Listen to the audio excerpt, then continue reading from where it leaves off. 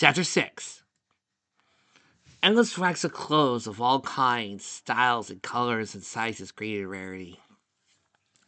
She trotted down a hallway, occasionally grabbing an article of clothing off its hanger and floating it in front of her. Too light, too dark, too heavy, too light, too long, too short. She sighed and adjusted a pair of pince-nez glasses that appeared on the end of her muzzle. Really, Discord, are you trying to wear me down with these crimes against good taste? Discord's voice echoed over Rarity's head. I know, hideous, aren't they? I don't know what I was thinking with them. The end of the hallway started brightening. Two silhouettes emerged from the light, quickly revolving themselves into hoity-toity photo-finish. The two strided up to Rarity, cantering around to flank her. Come, darling! Photo-finish shouted, waving a four-legged knee for air. We need you to do the magics! Even as Photo-finish spoke, the loud thumping noise started playing all around Rarity. Loud murmurs and chatter could be heard from the light, along with the occasional flash of bright white light against pale yellow. Rarity smacked a hoof against her forehead. You've got to be kidding me. I am not that desperate for fame and or fortune, Discord. Your pathetic little play at my ego will fail. I am the picture of refinement. Rarity's words trailed off as the light dimmed. She was suddenly in the far right of the stage, a long walkway jutting out into a throng of reporters and fashionably dressed ponies. Mares and stallions pranced down the hallway, dressed in eye-catching, sometimes eye-searing mouths. Reporters jotted down notes, while photographers took dozens of pictures, their flashbulbs almost washing out the runway models. Several of the reporters turned in Rarity's direction. There she is! One shouted. The group moved as one amorphous blob to the far end of the stage. The reporters thrust microphones at Rarity, their shouted questions bleeding into a din. The photographers' flashbulbs all lit up in a stabbing pattern, a few feet from Rarity's eyes. Rarity's eyes spun as the light assailed her. The babbling of the reporters and others blended together, slipping through her ears into her brain. She held up a foreleg to cover her eyes, while her ears folded over her head. No, no! She said, stumbling back slightly. She turned away, blinking rapidly. Really, Discord, this is what you think of me? She said, looking up and a shaking hoof at the heavens. So tawdry, little egomaniac would have fallen to your sway at the slightest hint of fame and fortune. She tapped the element of generosity hanging from her neck. Well, I'm a little more sophisticated than you think, darling. Oh, Rarity, you're quite mistaken, my feisty fashionista. This is all window dressing for what I can help you do, my dear. A voice from behind caught Rarity's attention. She spun around as an earth pony slowly walked up, head bowed and eyes barely making contact with Rarity at all. Miss Bell, the mayor softly said, I just want to thank you for hiring me. I'll work my hardest to reward your favorite generosity. Rarity stared at her. I see. Whoever you are, she groaned. Really, Discord, stop this nonsense immediately. I seriously doubt I'd be able to hire anyone with the fashion industry sunshine by your chaotic taint. Actually, Rarity, if I may borrow your mayor friend's element, the fashion industry is almost too chaotic for me to handle. I would stay far, far away from anything to do with fashion, Rarity. It'll be an ethical exchange if you stay away from me. Rarity blinked, surrounded by other ponies, and even the occasional griffin and zebra. All were clamoring for her attention, their voices blending together in a buzz that passed right through Rarity's ears and into her brain. Discord's voice joined them. You gained the fame and fortune you so deserve. You'd be helping out hundreds, if not thousands of your fellow equestrians. All you have to do is turn back and let me go. Wouldn't that be so generous of you? The crowd began gathering around Rarity, pressing in against her. Some of them held cameras up, flashbulbs pulping. The bright lights fell into a pattern, blinding Rarity and dazzling her. She held a foreleg up to her face, but the sheer amount of flashes overwhelmed its meager protection. Small spirals appeared in her eyes as both light and sound wormed their way into her mind. Rarity's foreleg dropped down, brushing against her element of generosity. The gem embedded in the necklace vibrated and flashed, the spirals in Rarity's eyes fancying. She shook her head. What was that? She looked up, her upper lip curling back. Oh, you ruffian! Trying to put one over me, Discord? Well, I figured a little push wouldn't be too bad, my dear. As those wonderfully chaotic humans would say, mea culpa. Still, the offer is genuine. As are my feelings towards Facet itself. I mean, seriously, 2 types applied over the disco ball? That makes me dizzy. A bright light behind Rarity caught her attention. She spun around, finding a golden portal swimming around behind her. The dark silhouette faded into existence near the center of the portal, resolving just enough so 4 legs could be seen below a torso, and a head and a neck to get one end and a tail the other. All your dreams come true, Rarity.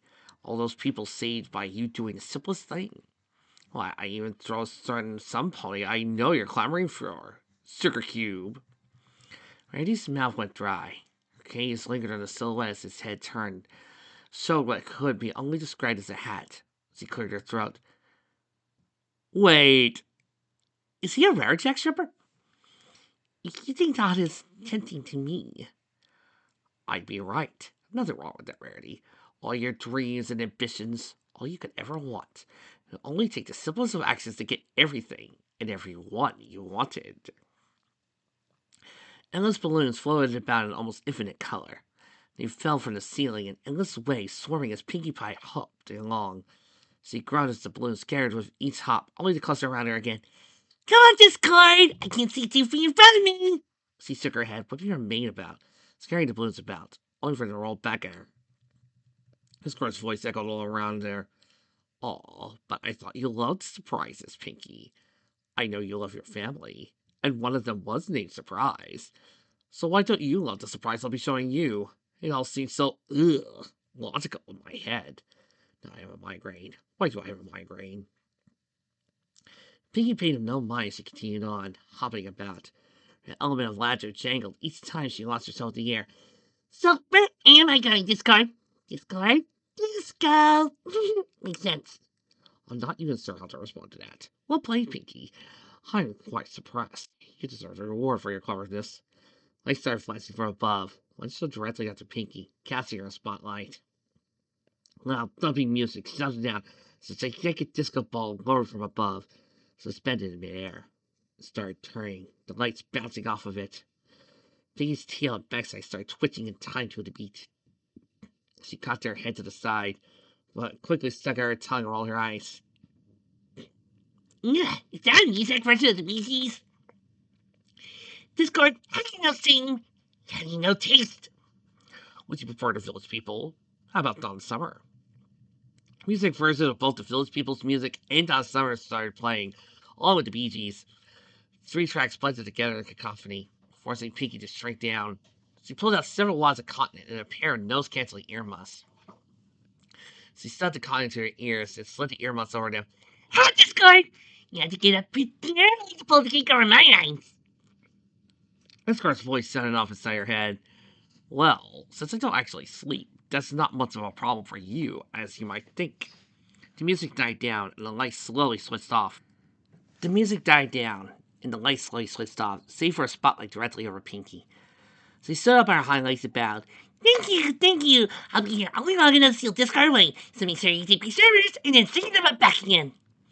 Oh, but Pinkie, you seem to go away. How can you become the party pony you were always meant to be? You have so many ponies lining up for your parties. It'll be an endless stream of them, all wanting to get in. You might even have to recruit that cult friend of yours to get your bread. The area around Pinkie Pie lit up once more. A dozen ponies of various types stood and floated around her. Throw us a party, Pinkie Pie! They all shouted out, Throw us a party! Pinkie Pie's eyes narrowed. Her mouth set in a straight line, even as her mane and tail lost some of its bounce. Oh, I'd love to take you to a party, she said, words drying out, but I kind of sort of had this being in flight to seal back into stone first. Gee, Pinkie, wasn't something I said. I'm surprised at you. You're so chaotic and random. I thought for sure you'd be the most receptive to me. A snort of laughter escaped Pinkie. Are you crazy? I'm not chaotic. Once you get to know the real me, the one underneath the bubbly smile and infectious laughter. Her mane curled in on itself, pulling out a clipboard and a ballpoint pen. Do you have any idea how hard it is to organize birthday parties, anniversaries, kid scenarios, and other miscellaneous kinds of celebrations? Pinkie rolled her eyes as she started writing a sheet of paper on the clipboard. Let me see. I need to schedule the weekly Discord party right after we rescue Mega Party. Now, do you want to be the centerpiece Discord or a mere decoration? The ponies around Pinky disappeared, along with most of the lights. Discord's voice sounded out once more, low and void of any mirth. Better be ready to cancel those, Pinkie Pie. Your friends are already starting to waver. I have some mercy for you if you turn back now. Pinkie shrugged. She clapped her clipboard and pen back to her mane before turning and bouncing along towards the only light source left. You're wavering. It doesn't mean you give in to your temptations, even if you have, she touched her elbow and laughed. I'm from Rock Farm stock. We don't give in. We hug it down, keep picking away. You'll regret this, picking me a Diane Pie. Pinkie looked up at Blue Raspberry. Only Mom and Dad are allowed to feel is the full name ultimatum. After regretting this, I'll add this to the list discard. So long, alright. Now, excuse me, and I don't keep going forward, I'll start sliding back. If your dad put me behind the 8 ball and still behind a party plane, I might never catch up. Oh my god.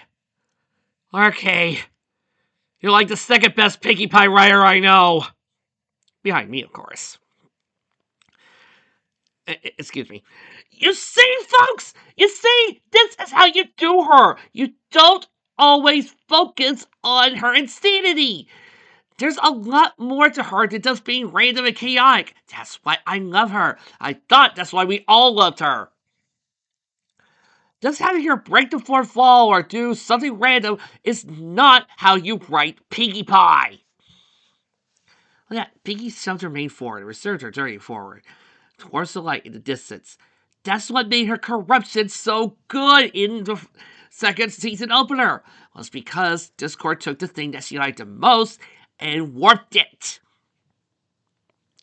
Granted, it's also funnier when you have Fluttershy be the one to resist Discord most of the way.